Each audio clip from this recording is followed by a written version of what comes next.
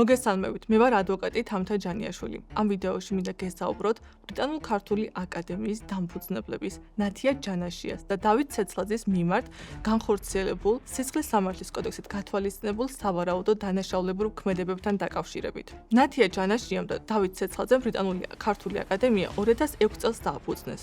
მათი აკადემიის 70%-იანი წილი სავარაუდოდ თაღლითური გზით მიითვისა საქართველოს კაპიტალის ეგრეთ წოდებული საინვესტიციო კომპანიის აღმასრულებელმა დირექტორმა ირაკლი გილაურმა. აღნიშნულთან დაკავშირებით გამოძიება მიმდინარეობს საქართველოს ფინანსთა სამინისტროს საგამოძიებო სამსახურში.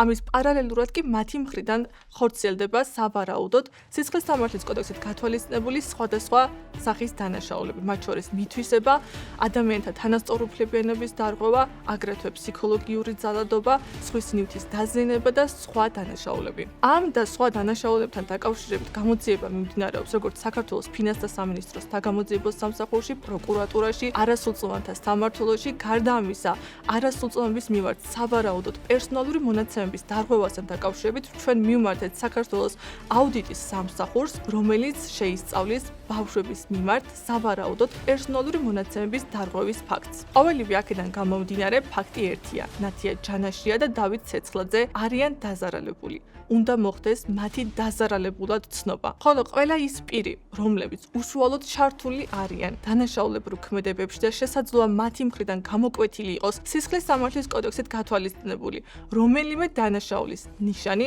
აუცილებლად უნდა მოხდეს მათი პასუხისგებაში მიცემა. გარდა ამისა, აღსანიშნავია ის ფაქტიც, რომ ჩვენ მივმართეთ საქართველოს უსაფრთხოების სამსახურს. აღნიშნული საფუძველი გახდა გამოძიების გახანგრძლივება. დამფუძნებელს მიაჩნიათ, რომ გამოძიება ხელოვნურად გახანგრძლივდა. სწორედ ამ ფაქტის გამო და ვინაიდან სახელმწიფოს უსაფრთხოების სამსახურის ერთ-ერთი მიმართულებაა კორუფციის აღმოფხვრა და შესაბამისი ზომების მიღება, სწორედ აქედან გამომდინარე მივიღეთ გადაწყვეტილება, რომ სწორედ ამ მიზნით მიგვემართა სახელმწიფო უსაფრთხოების სამსახურისთვის.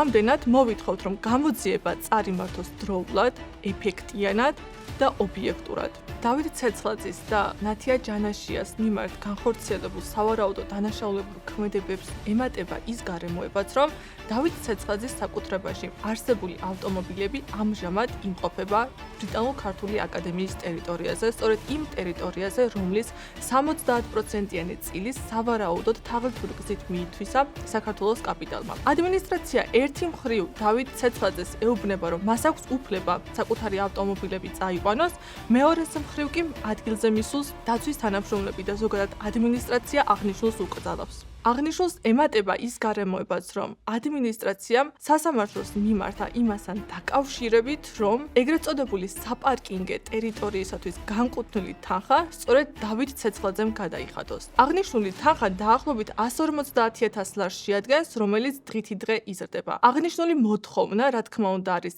არაკანონიერი და შესაძლებელია იგი დაკვალიფიცირდეს სისხლის სამართლის კოდექსით შესაბამისი მუხლით.